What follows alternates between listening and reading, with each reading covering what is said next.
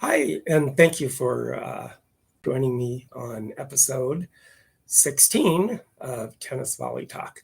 Today, I'm here with a friend of mine, Andy Ronning, that I've known for 25, 30 years plus, something like that. I'd say 30 plus. Yeah, and we grew up and met on the tennis courts at the time through a local, tournament that the local city of Blaine had, and that's how we met, and been playing ever since. But Randy is really kind of in the state of Minnesota and around in small towns, kind of known for being such a tennis influence within the state of Minnesota here. He's inspired so many people, and he's a dang good player himself. Thank you. I've never been able to beat him, but I've come close. Almost got him in a tiebreaker one time. But we've had some good sets. Yeah, we have. Not for a while. We have to get out there again. Yeah, we do have to see how it goes. But anyway, Randy grew actually kind of like this. You kind of grew up in a small town yourself. Absolutely. And actually, in the country. Out in the country. On a farm. Like in Parker's Prairie, Minnesota, actually, right? Right. So, through your growing up years and everything, I mean, had you always been or had tennis or athletics in your family? Or how did that ever come about that you actually picked up a tennis racket and said, oh, I kind of like this? Okay. Well, actually, I grew up on a farm close to Miltona, Minnesota, 4 miles from Miltona and 10 miles from Parker's Prairie.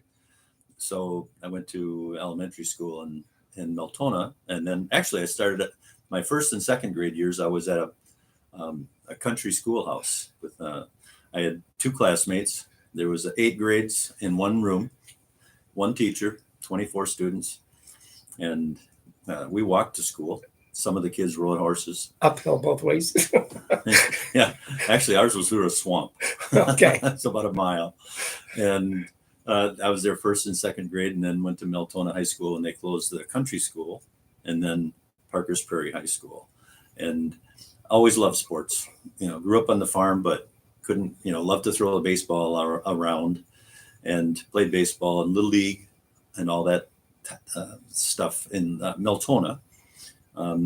Until I went to middle school or elementary school at Miltona, and then they had basketball, and so I fell in love with basketball and baseball. And I'm the oldest of 12. I'm the oldest boy. There's 12 kids in my family. Okay. And there's 4 boys. My brothers Rick and Jim and Dave, and they're just like me. They're just sports nuts. Oh, sure. And I've seen your brother play. He's a heck of a player too. He is amazing. Actually, Dave is very, very good too. And I think Jim would have been, but they dropped the school program halfway through his high school career. So he was a football and basketball player. But loved sports. Played a lot of catch with Rick, my brother, and played baseball. And then in high school, in 9th grade, then I went to Parker's Prairie High School and played baseball 9th and 10th grade. And then one day, all the guys were backing out because this 6'5" pitcher had a unbelievable curve. And they were all backing out, and then they'd go across the plate and it'd be a strike. So I said, I'm going to show you guys how to do this. And so I hung in there, and it didn't break. There you go. And it hit me right in the ear. Oh, no. We didn't have, back in 1969, we didn't have ear holes on the helmets or ear protectors. Oh, my gosh. And it knocked me out. I woke up in the hospital half hour later. And the next day I was back at practice because we didn't know what a concussion was back then. Oh, no. We called it a stinger. Yeah, stinger. That's it. And I remember going up to bat, and I was just shaking like a leaf because I was so worried I was going to get hit again. I made it through that season, and then it took the joy out of baseball for me. Up until then, I just loved baseball. I still to this day love the Twins, love baseball. But one of the guys from the tennis team said, Marshall Calpine, he was a friend of ours in basketball. and he said, you ought to try tennis. He was the number one player on the team. And Parker's Prairie only had one tennis court, a small town. But in the late 60s, like that, and early 70s, there wasn't really a lot of tennis courts around. But a couple of players, McEnroe, Connors, Borg, that whole rivalry really ignited tennis attention around the world. And they started building tennis courts like crazy in the 70s. Mm-hmm.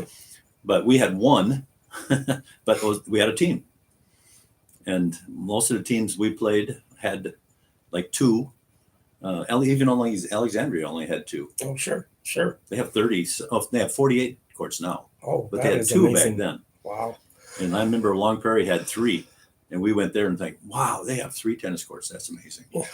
So you didn't have to wait forever to play your match. Oh, sure. And if you can imagine this, Brian, back then, there were no tiebreakers.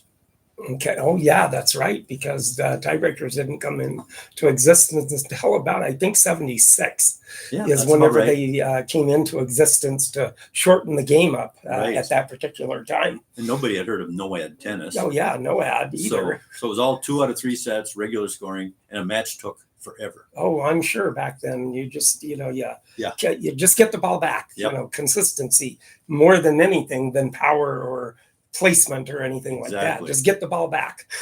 Well, today with high school matches are 7 points, but back then they were only 5. Mm-hmm. But still, if you were on a court with 1 or 2 courts, it took several switches. Oh, sure. And sometimes a set would go 12-10, next one would go 14-12 or whatever. It'd be hours long. Oh, sure. So most of our matches were on Saturdays. Oh, yeah. So you can, not during school, but Saturday weekend, you have that time to do it. And start at 8 in the morning and get done at dinner. Oh my gosh, yeah. Oh, I remember that too. Just I kind of probably grew up like you did on the court with the old guys when I started playing tennis, with the old guys on the court. And gosh, if you didn't know anybody on the court, had the 4 cement courts with this chain link fence for a 4 net. Courts. Wow. Yeah, 4 courts at that high school. White cement, fast surface, yellow painted lines. Yep. But if nobody didn't know anybody, everybody was playing doubles back at that time. And then if you came up, you'd have to just wait a little bit. Hey, I'm leaving. Come on and fill in. And so you'd be playing it until 3 o'clock in the afternoon, 4 o'clock in the afternoon. Then the regular people would get the court. Remember, there used to be a board with hooks on it. Oh yeah. And sure. You put your racket up there, and you were the next one to. Yeah, next one. Somebody came after you. They had to be the next hook. Those were. So when they started building tennis courts, you and I were happy. Oh yeah, we were. We were just Yeah. So anyway, I went out and hit. Previous to that, I was also in track, and I was running around and went right by the one tennis court we had.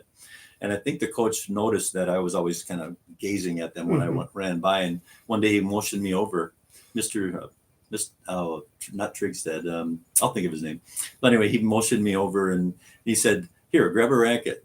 So they're having practice, and he gives me a racket. Oh gosh! And I hit 2 balls. Both of them went way out. And he goes, "You're a natural." Oh gosh!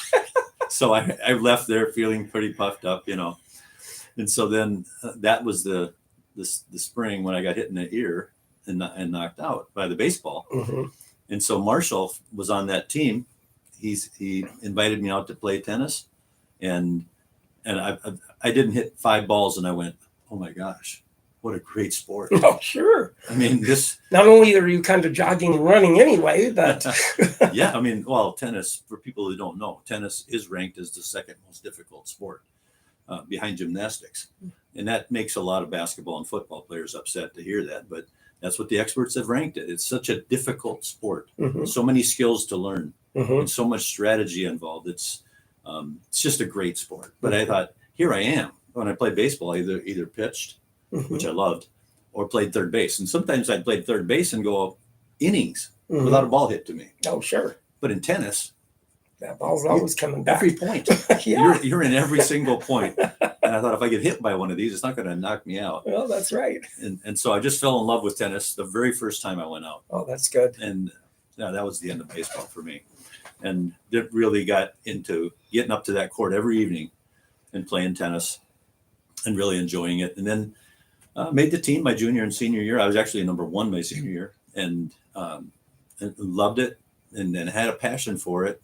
Still played a lot of basketball and football, but and it wasn't. I wouldn't say tennis was my number one sport. I would have said basketball. But went to college and played 4 years of tennis. Wasn't good enough to be on the college basketball team, but played a lot of pickup ball and intramural stuff like that. So anyway, tennis became my number one sport then. And then when I got a teaching job, I really thought that, you set goals, and my goal for coaching was to coach a state championship team. Okay. And I always thought it would be basketball. Oh, sure. Because even though I loved tennis by then, I remember one day the tennis coach coming out to the practice and said, "Do you know that in Edina, there's some people that have a court at their house?" Oh my gosh. And we're going, our town has one Well, court, of course. and nobody has one at their house. Yeah. We just laughed at him. He goes, "Yeah, who's got a tennis court at their house?"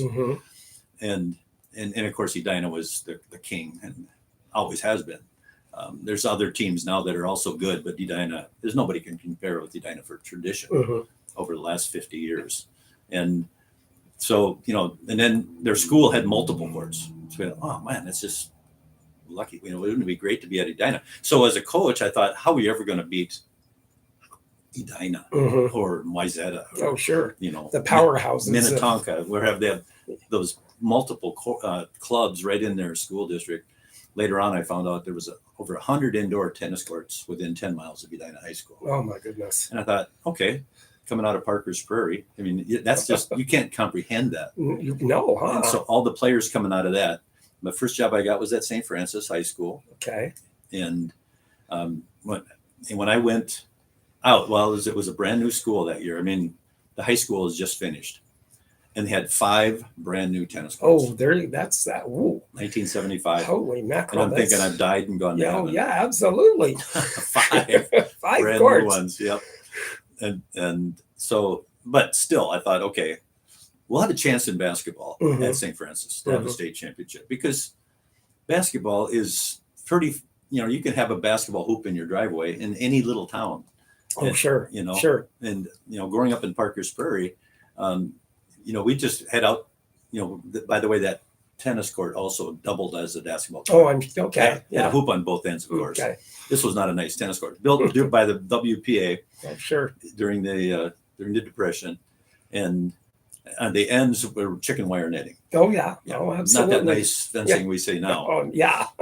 And nothing on the sides. If you remember those early courts, oh yeah, you could ride your bike onto the courts, and who cared? Oh, who cared? Yeah. Now we get upset if they put their bike on. Oh sure, absolutely. We got sides on the tennis. So, but if it was winter time, I remember we had some snow days. We'd all find a way to get to the gym, and the coach would come down and let us in, and we'd play basketball till we were just exhausted. Sure. So, in little towns can compete. Oh yeah. In basketball. Oh sure. And now they have classes. When I played, there was one class, so we had to play against all the big schools, and we had a good basketball team. But when you come from a town of 1,000, how do you compete with in our section, the Moorheads, the Bemidji's? How do you compete with them? It's there's such big schools. Oh, sure. But today they have 4 classes in basketball. And I really believe we would have had a shot to have a state championship back then in basketball. I remember I was a co-captain with Ryan Bremer. Okay. And we had a good team. And Ryan was the best athlete, and he was the quarterback in football. He was the point guard in basketball, and he was the catcher and best player in the baseball team. He was just the best player in 3 sports. So I was fortunate to have him as a classmate and a teammate. And he was a great guy too. So sports were my life. Oh, sure. You went to school so you could play sports. Oh, yeah, absolutely. So whenever you were through high school and everything, did you actually find that tennis was really kind of more of a natural ability for you because you picked it up so quick and just kept playing like you did with the people at the court? But did you just find that it just came natural to you because you're a heck of a tennis player yourself. Thank you. With playing the years that you have, but yet you have the consistency, the strokes, the serve, everything that you've acquired over your years of tennis. Well, I think playing the other sports really helped. Okay. One thing, you're always in shape. You're always you're always in good condition. Secondly, you know how to compete. And, if you play basketball or football, baseball, and if you're not competitive, you're not going to stick with it. Oh, sure. But if and then that hand-eye coordination with the baseball. Exactly. Ball. Boom, boom, the racket, the ball. Exactly. So I think it is a good carryover. Oh, sure. I think a lot of baseball players would be good tennis players. Oh, sure. If they were in different seasons. Oh, yeah. They're in the same season. Same season. So you got to choose. But I think a lot of them would be really excellent tennis players, but you can't play them both at, the same time. Funny little story. So I'm a senior and small town, and we had a good baseball team. We had a good tennis team. We won the section. We won the conference. We won the what was called. It was not the region, but anyway, there was a sectional alignment, and we won that. But in baseball, they're very good too. But you don't have. I only had 50 kids in my class. Okay. So you don't have a lot of extra people on your teams. You got enough to make it. About halfway through the baseball team hurt me because and two, and you could just step in and play left field or something, and you'd be fine. Yeah. You know how to hit. You'd help us out. Would really help us out. So there, and they agreed on was if there was a tennis match that day and a base. Oh, sure. When they had a baseball game, I'd play baseball. Okay. A game. Okay. Just about. Oh my gosh. I wouldn't have it any Then other you're way. young. You have all that. I always enjoy the game. Oh gosh. Oh. Now this is my 77th season of coaching tennis. Oh my gosh. And I coached 5 years of basketball before I got out of teaching. Oh my goodness. So it's my 82nd season, and I've never missed a practice oh my gosh. Holy mackerel. That is amazing. That's because I love it. Oh, sure. People ask, well, didn't you have times you weren't feeling so good or you hurt or whatever? Yeah. Yeah. But that became secondary. You put it behind you and you just go, well, I can't miss today. No, I can't because I got somebody coming up that I'm going to have to show how to hit the ball or whatever. Yeah. And when you're competing yourself, I don't want the guy that's my backup to have a day of his own and then have a chance to take my spot.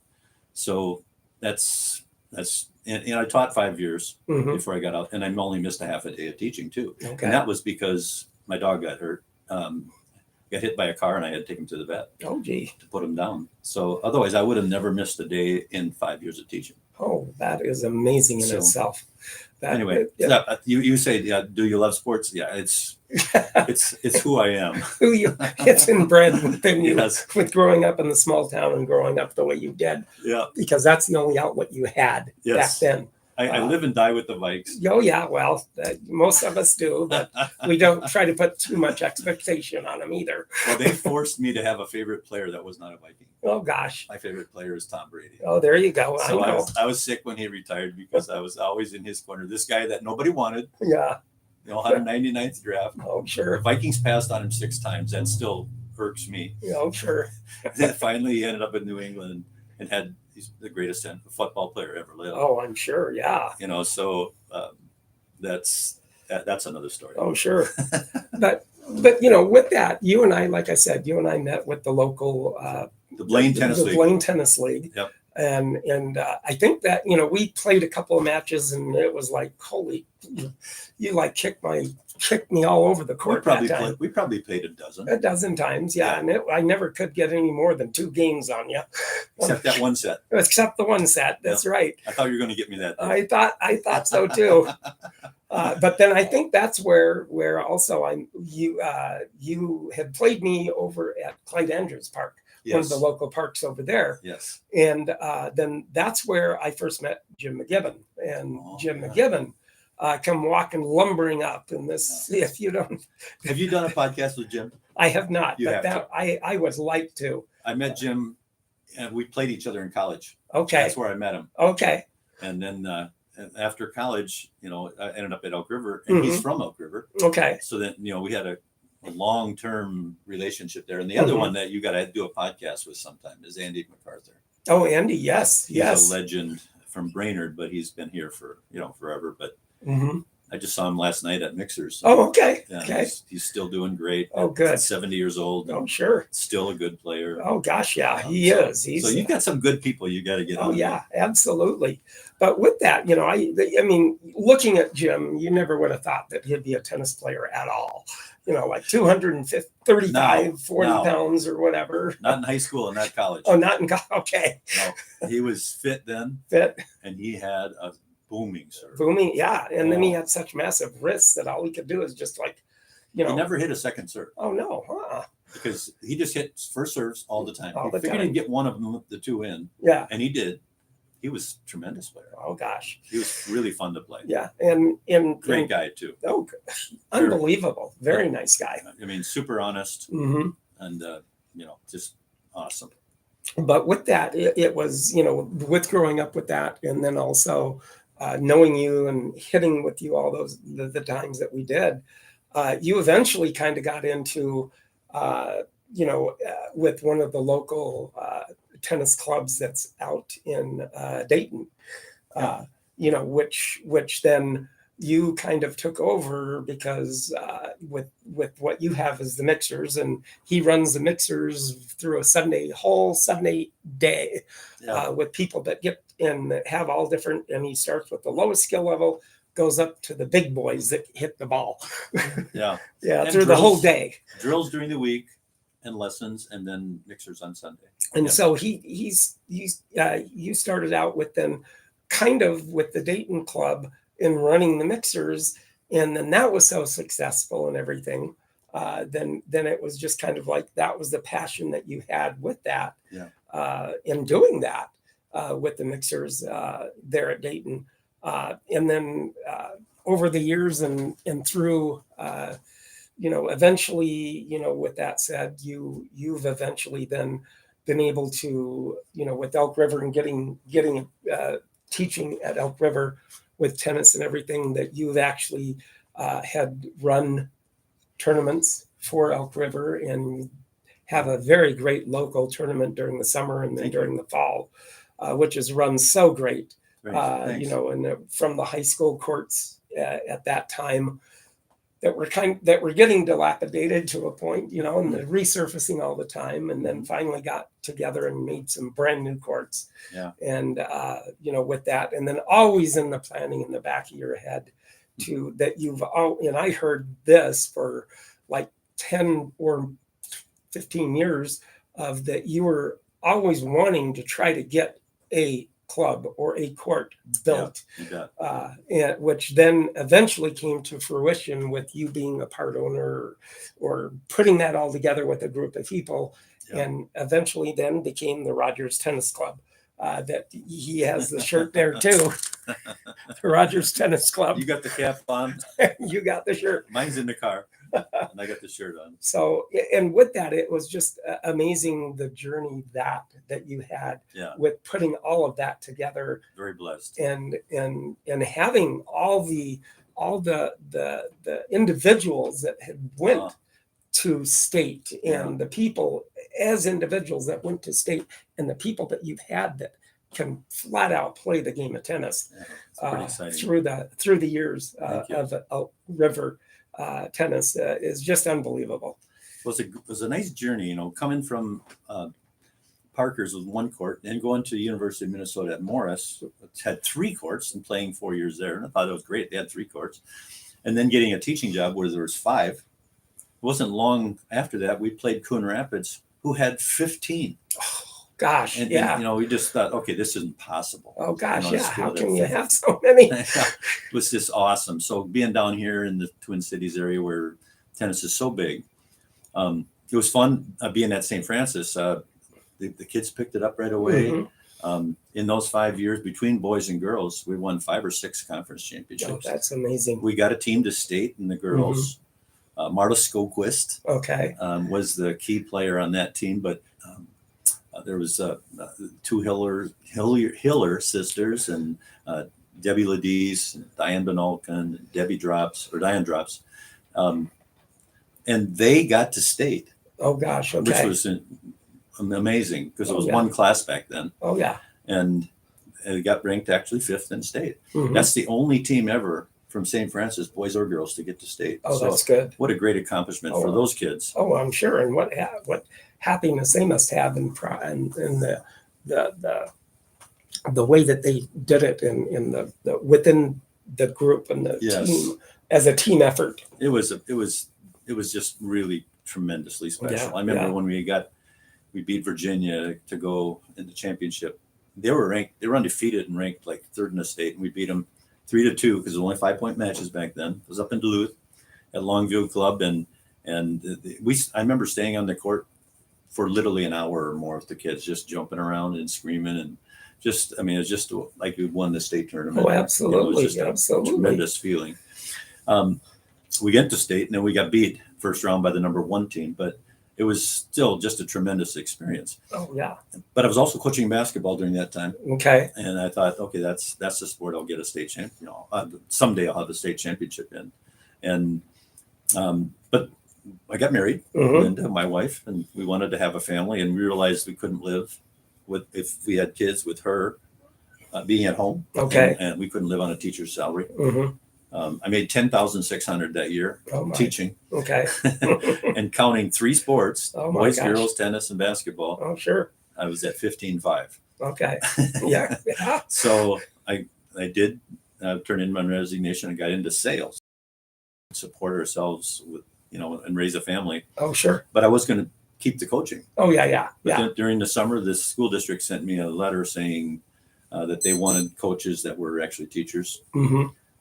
In the school system, so they didn't need my services, so I was done with coaching. Oh my! So then I just started playing tennis, on my own, my spare time. And I had met Kurt Johnson. Okay, yeah. During those years at Elk River or at St. Francis, he played for Elk River, and we became best friends and started playing like 3 days a week in a tournament almost every weekend.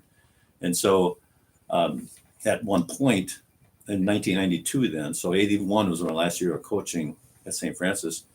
In 92, he became an assistant coach or actually a junior varsity coach at Elk River, because their tennis program was not good. Oh, sure. And he wanted to help them. And then he got a hold of me and he goes, you're available. Why don't you do some lessons for us? Oh, yeah. And so kind of an easy way to ease into something back into it. I didn't realize I'd ever get back into coaching. We were playing a lot, but I didn't realize we'd get back into coaching, and gave some lessons, loved it, and then became a coach with him over there. Mm-hmm. And then eventually him and I were co-head coaches. That would have been, about the year 2000, 99 or 2000. Mm-hmm. And then we've been coaching over there ever since. Oh gosh, so that is amazing in itself. Yeah. So we get lessons. Have given lessons over there now for 31 years. Oh, that is amazing. And about 90. Let's see, about 95. No, before that, 93. 93. We did. We said, if we're ever going to be able to compete with Edina and Mizetta and Minnetonka, if we're ever going to be able to compete with them, we're going to have to get a tennis club built. Yeah. To have a chance to compete with them. Oh, sure. And so we started at it. That would have been about 90. Let's see, this is when we got it built, it was our 28th year. So yeah, we started almost right away. And we set some goals. We said, the Elk River had never won a conference championship. We'd never had a team go to state. Very few individuals had made it to state. And so we set some goals, like 5 years, we'd like to be a conference champion. Mm-hmm. 7, you give yourself 7 years to get a team to state. Mm-hmm. And then we, when we're done, we go, what? Let's set a goal to be state champions. There you go. And so, well, how long is that going to take? And we said, well, let's set it out there 20 years. Yeah. 20. And we laughed when we wrote it. Yeah. Because at the time, how's Elk River ever going to beat Edina or Minnetonka and all those guys? How's that ever going to happen? Oh, but it was a joke. Oh, sure. But it was in our goals. Oh, yeah. And we wrote it down, and then we got to work. Well, that's it. And that's the hard work that you put into, with all the kids to do that. And to give them the determination to, We've won now. It took us 3 years to win a conference championship, but it took us 8 years to get a team to state. So a little longer than we had thought. Mm-hmm. And in our 20th year, we won the state championship. 20 years. You guessed it right. We look back at that and we just, oh my gosh, it actually happened. It actually happened. And it wasn't a fluke. I mean, the team was I'm sure they were awfully good. undefeated. 31-0. Oh, I've heard people say since that still was one of the best teams ever out of Minnesota. We never had a 4-3 match. We had lots of good teams up till then, teams going to state, but then Josh and Sam Giroux came into our school district, and they took us from a good tennis team to a great tennis team. Oh, sure. And those guys had some natural ability, unbelievable. Oh, they were. It was like it was like tennis. The racket was a part of their arm. Yeah. You know, the 6 years they were there, we got to state every year. We won it once. We got to the semifinals two other times and got third and once and fourth once, and then one other time we got to the finals and lost to Mounsview 4-3. Okay. So what a great run we had with them.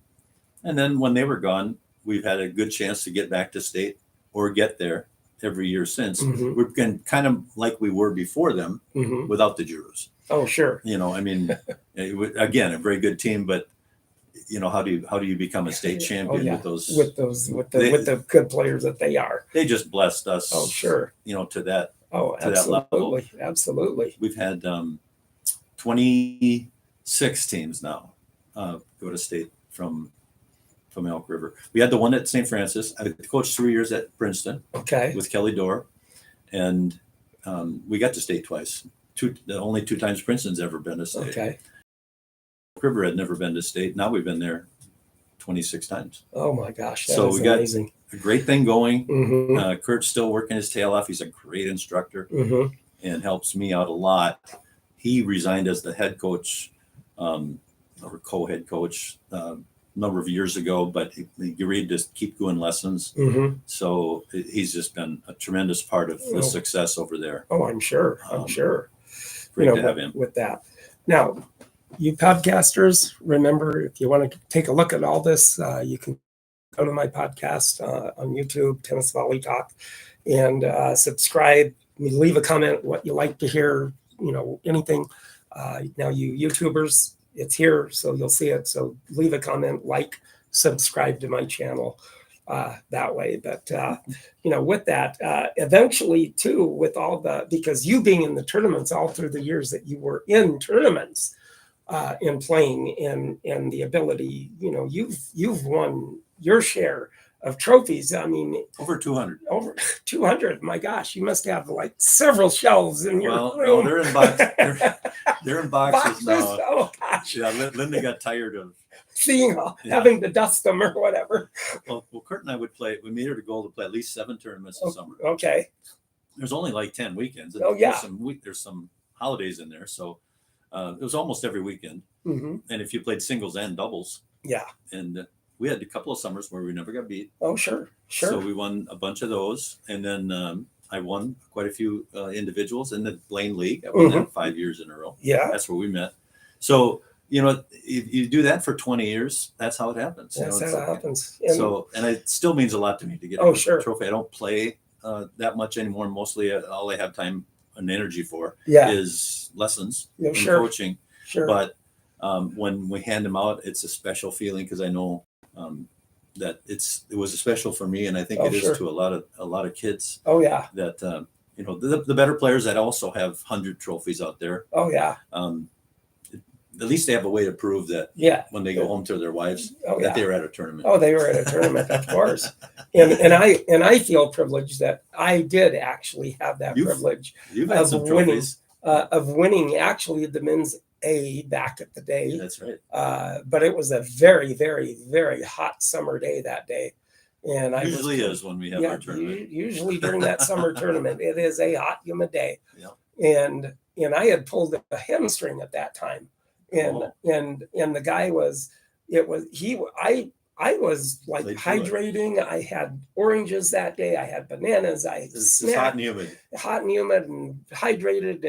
And you know, I was playing good till the hamstring went. And then you couldn't keep it away from your forehand. Huh? Oh, I know. Yeah. You've got that awesome forehand. And then I've fallen away from that little backhand little angle that nobody could cover. but I did get that guy on it a few times there. But with that, I had the privilege of actually, he kept trying to, he was affected by the heat. And then he kept trying to say, well, if you want to quit, that's okay. And then he started feeling the heat, and I just kept it up. And I think I beat him like 7-6 in a tiebreaker in the third. And, awesome. And then that's whenever the rain came, right after I won. The rains came, but I ended up winning the men's A at that time. But I had the privilege of having a trophy at that through the Elk River tournament that time. So it's always been fun for me. Oh, that's good. That's good to hear. That's why we do it. We run 4 tournaments this summer. And most schools don't even run a tournament, or most towns. And the ones that do, you love to go and play there. That's where we got all our tournament matches in. But we wanted to have something for the girls, something for the boys. So that's 2, and then 1 open to everybody. That's 3, and then we guys, you know what? Let's have one in September. Oh, sure. To keep people playing a little longer. Oh, yeah. So we've been running 4 tournaments now for 25 years or more. Oh, sure. It's a lot of work. Oh, yeah. But a lot of good results that come out of it. And sure, absolutely. Really happy to do it. Oh, that is amazing in itself. With that. Well, now we have 16 courts. So those that don't know, Elk River has 16 courts that are beautiful. Oh, beautiful courts. So my history of 1 court in high school, 3 in college, 5 my first coaching job, and now to have 16 beautiful courts. Oh, that is amazing. And what a facility it is. I couldn't ask for the sequence of ways to have happened any better. I'm 70 now. Yeah. Okay. And get asked a lot, how long you're going to keep doing this. And I don't know. I set a goal a while ago that I still feel great. Oh, sure. Stay active. I think that's the main thing. That's true. I just don't have retirement it's not in my language. I mean, now we have the club. Yeah, the club that keeps you busy there too. So 28 years to finally get that club. Oh, yeah. Oh, my gosh. Finally got that is amazing. Got to give a lot of credit to Del Bowers, because we were having meetings trying to figure out where, who would build this club. And we found a couple of guys that would finance it. Okay. But one way or another, the location would fizzle out. You couldn't do it. Yeah. This is the 6th location that we were working on. And finally everything worked out in Rogers. Okay. And then Del was one of the players and one of the guys coming to those meetings. And he said, let's, because we gave up on it a few times. Oh, sure. And he got it reignited and said, I'll chip in. And his chipping in was big. Oh, and, sure. Super important. And so him and then Kurt Johnson and I, and then we were going to do it. And then we picked up Scott Larson. Okay. It was just been a great asset to the whole thing that we've done. So us 4 put it together and just loving it out there. Oh, gosh. And there's some amazing courts in itself. Yeah, the courts we love. Just amazing. It's been, and with pickleball being such a big deal now, the courts have been through the winter from 6 o'clock in the morning till about 10 at night. Everything's full. That is amazing. So it's been a really rewarding for us. You just walk in from a court, maybe you've done a lesson or a drill or a mixer, and you see every court full, kids having fun, adults having fun, the place packed. I couldn't ask for a better way to have this whole thing end. Hopefully we can keep it going for a long time. Absolutely. And just recently, the professional tennis player Jack Sock just actually made it to the finals in Memphis, Tennessee for pickleball. And he ended up losing. From Nebraska. Yeah. And it just amazing in itself. Who says, it's really kind of a transitional sport for people that and the pro tennis. But who says a pro tennis player can't play pickleball or anything, so. Well, you do know who one of his partners was for some years. They're Dusty Boyer, Forest Lake. Okay. They were doubles partners in the professional for a couple of years at least. Oh my gosh, that is amazing. And now Toby. Okay. Toby's going through that playing the tournaments too, and what a talented family. Oh gosh, yeah, great guys. And but with this, your racket of the day. The racket of the day. Now this is kind of what is a Dayton steel from Dayton, Ohio. Is called the racket. Yeah, the town of Dayton. Yeah, of course. Dayton. Yeah, kind of a synonymous there. They should have that racket. They should. But this is actually an all steel racket. invented by William Leonard in Summit, New Jersey, a former champion Hall of Famer. Dayton was founded in the 1920s out of Dayton, Ohio, but moved to Arcanum in 1934. It began as an engineering company back then with Dayton Steel. And then in the 1920s then became popular with the design. And this is what he designed, this and it is strung with steel strings. And the racket is steel, except for the handle is wood. Except for the handle is wood, and the racket is steel. Wow. And, with that, very durable racket, they say that if you hit the ball, it makes a very distinct twing or ping to the ball when you hit the ball. Yeah. But that is the Dayton Steel racket. This one probably, it could be 1920s, 30s, maybe 40s in that era, in the age that it is. You guys that know tennis will be amazed by this. That's about an 85 square inch frame. Okay, like 85. The woods. Mm-hmm. And it has 20 mains. 20. I've never seen a racket with 20 mains. The mains like most this. today are 16. Oh, sure. Some are 18. But 20? Yeah, and 20. Steel strings? And steel strings. Woven steel is what it is. And you can't even hardly move. I have strung in my life 9,144 rackets. Oh, that is amazing in itself. itself. A couple more today. My goal is to get to 10,000. That's but it. I've never strung one with steel strings. Oh, yeah. That's just amazing. Oh, sure. And the frames were painted, the black, and then, of course, with the wood handle, and then it was actually patented in 1922 is when it went through the patent of 1922, when it was actually patented from 1920s when he invented it and had the steel company. Did you look it up? How'd you find the history of this thing? I looked it up, and then it was all right there. So you're just a nut about that stuff. Oh yeah. And that's what 250 rackets here. And that's why I do what I do, because in having the podcast like I do, it may not be. These are old rackets. Oh yeah. Oh I just yeah. love looking at this stuff. And with that, it may not be the traditional tennis podcast that is statistics and but just Madrid just finished, and Alcaraz won that, and all of that. I got two questions for you. One, that's not a question but a statement. You should explain to people how you found all these rackets. Oh yeah. And then two, where did this one get found? Well, this one actually was found or got by my parents were antiquers for 40 years plus. Yep. And then eventually, because I kind of started growing up and I played tennis way back, and just kind of like, you're around the house too much, so go out and find something. And I found tennis, and then how come you're not around the house anymore, and stuff. So that's how I stared playing. And I just had that fell in love with it for all those years. And with that, having that, and that's why I do the podcast, because like I said, it's not a very common, labor of love and everything like that. But, with that, they eventually, my dad being an antiquer, went to estate sales and went to garage sales and just picked them up. And then every time when he came to visit, then he'd bring a bunch of them with him. And I just kind of started collecting them, and everything. And that's kind of how I got into it. But then being the tennis player that I am finally came into existence. And then I've always wanted to kind of try to do a podcast. So that's why I got. Well, didn't you find a lot of these at estates on the East Coast? Well, that and then, all over, really. Because that's where tennis was first big in this country, is the East Coast. Yeah. And then did you find something from Minnesota, from the Minnesota, Mr. Minnesota? What's I'm McDonald. Yeah, McDonald. Yes, and I think it was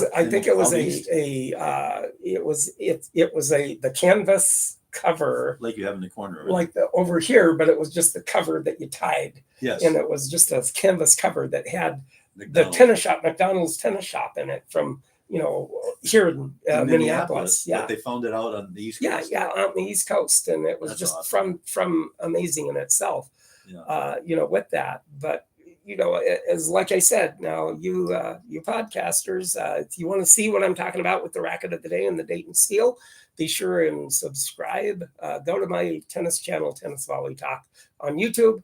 Subscribe. Let me know in the comments what you think. And, it just is. Well, you do a great job. Well, I try. That's what I'm trying to do. And what you've got going in right here is just really impressive. But with that, you YouTubers, be sure and subscribe. And, with that, leave comments if you want to, what you want to see or whatever through my podcasts.